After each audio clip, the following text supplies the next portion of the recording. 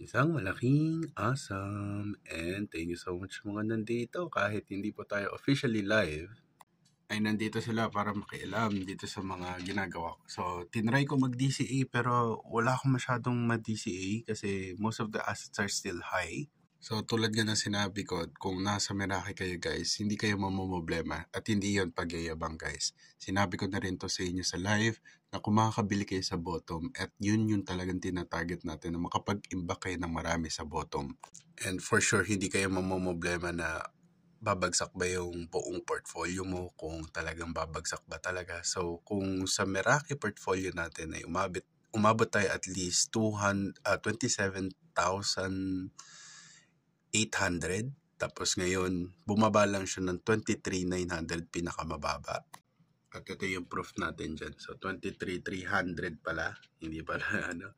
So, bumaba siya. So, pero nakabalik agad siya ng 25,100. Pero biglang bumagsak ng 24. Share ko sa inyo yung pinakamababa naming asset on this portfolio. So, deep book pati yung ating Merlin chain. So, i-share ko na rin sa inyo kasi baka sabihin nyo sobrang exclusive. Pero actually, yun yung plano ko. Gusto ko maging super exclusive siya. Then, oo nga pala, gumawa din ako ng malupit na full summary ng buong market happenings. Then, gumawa din ako ng isa pang document na i-release ko dito sa buong Meraki.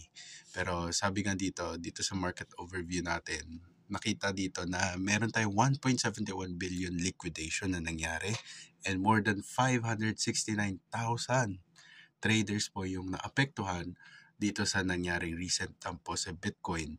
And pinakamalupit dito is, for me, okay, my own sentiment, I think this is very the same with the COVID-19 liquidation na nangyari. So, ang daming patterns na nagsishow na ganun yung nangyayari. But it's very concealed to the point where hindi ka maniniwala kung titignan mo yung market. And kahit ako, naloko din ako. So, hindi ko siya actually inaasahan. So, big shoutout sa pala sa mga nandito sa live natin sa Meraki. So, kahit hindi ako officially live, ay nandito sila.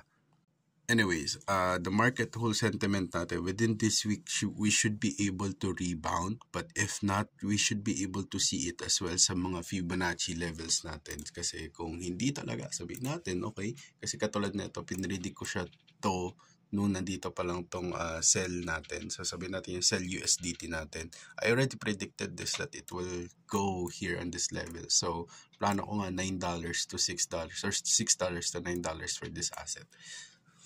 Pero yun lang guys, mag-iingat kayo sa trades nyo and chismis lang lahat ng yun of course and have a great day.